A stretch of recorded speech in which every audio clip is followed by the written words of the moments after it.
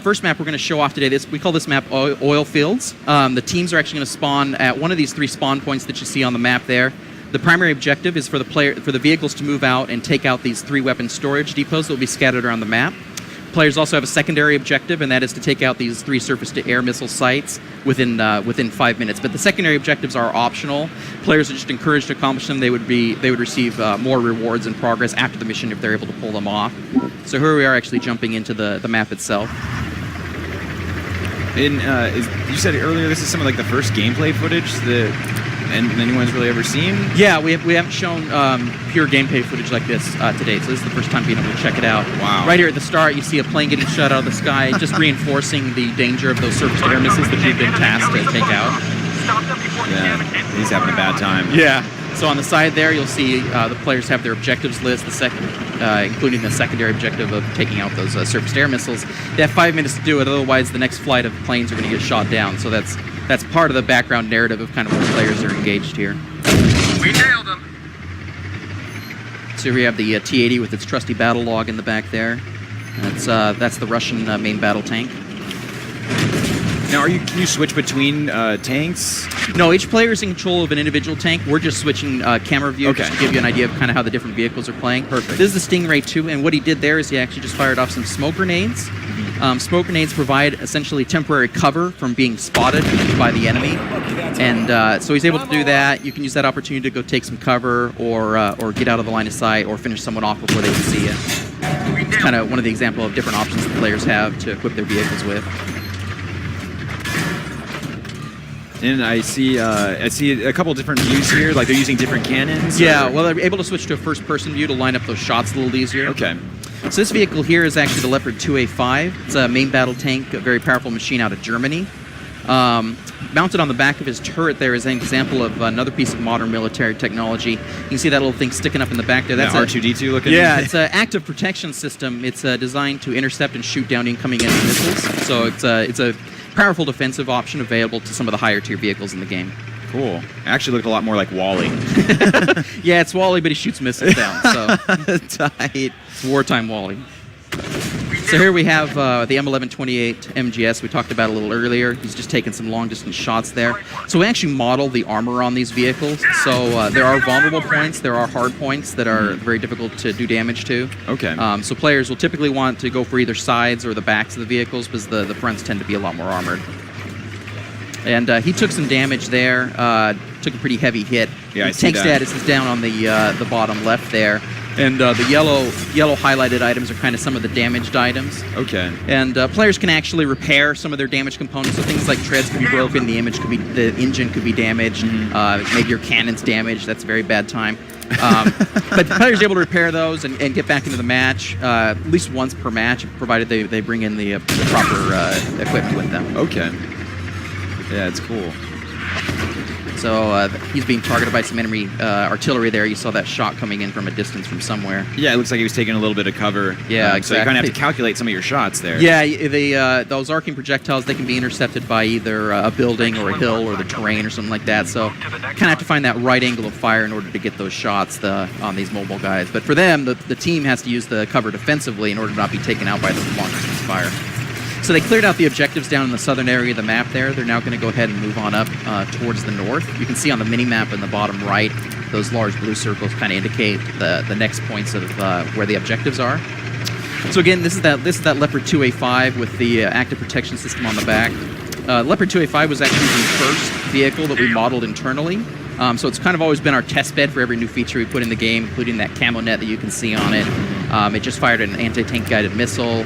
It's got the active protection system on it. So it's kind of always been like every company come up with a new military toy to put in the game, it usually goes on this tank first. It's just kind of been a fun tradition at this point. Oh, sick, a little water action.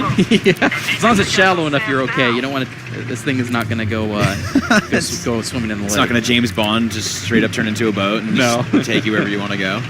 Forget it, I'm out of this battle, guys. Yeah. Not even trying. Done. Just bailing. No, so it's safe in the shallow water though. So that's totally fine. That's cool.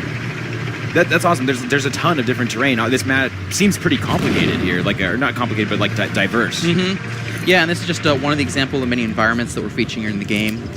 You know, we're also taking the players to some traditional desert-looking style maps, some interesting-looking refineries and factories. We have a port city is one of the maps as well. We also have a winter snow blanket city. So a lot of variety on the different maps, and the artists go crazy with just making them look awesome. We nailed them. So there he's firing again the anti-tank guided missiles. Those are slower projectiles, but they hit a lot harder. Now you see the blinking on the side there for the secondary objective. They're just out of time.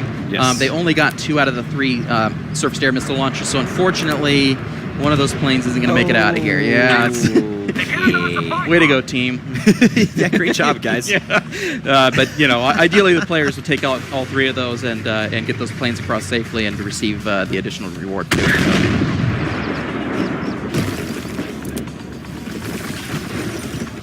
They're just mopping up the last enemies around this last objective here. This is again that Stingray 2, the little light tank. Yeah, so they're on the destroy the munitions weapon because the secondary objective, it's over. Yeah, missed the boat on that one. Okay. But as I mentioned before, those are optional. Mm-hmm. You can still complete the map. If you just want to save people, you know, it's cool. Yeah, it'd be good to do that. You know, if you could while you're out there. No, but the primary objectives are really the mandatory things in order to be successful. Okay. And then the secondary objectives typically have some type of challenge element to them, so not everyone's going to be able to do them every time. In this case, it was a timer. Some of them might require synchronization or coordination or some other extra element that's going to require players to work together in order to pull it off. Speaking of extra elements, I do see an interesting challenge over there, destroy an enemy vehicle while ramming into it. So there's also some collision damage. Oh yeah. There's so the vehicles can ram each other and do damage. Challenges that, like the one listed there, is something players have for themselves. So he has that challenge. The other players do not have that challenge necessarily. They may have some other challenge. Okay. But yeah, there's definitely ramming damage, collision damage, things like that. In fact, there is, in this example, we actually unfortunately have some friendly ramming damage. That Stingray 2 is getting a little too close there, and he ran into the back of the other guy and blew up. So not looking good there for the team. We do have respawns in this example, though. The PvE mode would feature respawns, even though the PvP mode, you'd pretty much have your one shot and you don't want to blow it. So that's a little bit of generosity on the play versus environment side. So they're moving in on the final area here, the last circle on the mini-map. Some of them are kind of low on health, so they're going to want to be pretty careful there. So he's going to throw out the smoke grenades, give himself some cover. That'll keep him from taking some shots from the enemy there, provided he's at a good angle. So here we have, he's aiming at that surface-to-air missile silo. It's unfortunately empty. That's a spike kill anyway. Not going to get credit for that, but whatever. Makes up for missing it earlier, maybe. Hey man, whatever. Sometimes you just gotta blow something up, right? That'll teach it. All right, so sending some more.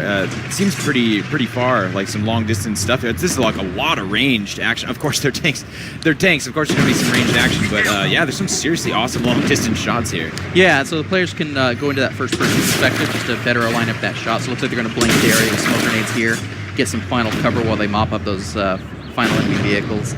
But yeah, the vehicles are designed to engage at a variety of ranges, so they can, like, especially those tank destroyers I was talking about earlier, very, very high accuracy from a long distance. Vehicles with anti-tank guided missiles, you can guide those in from long range, also very effective.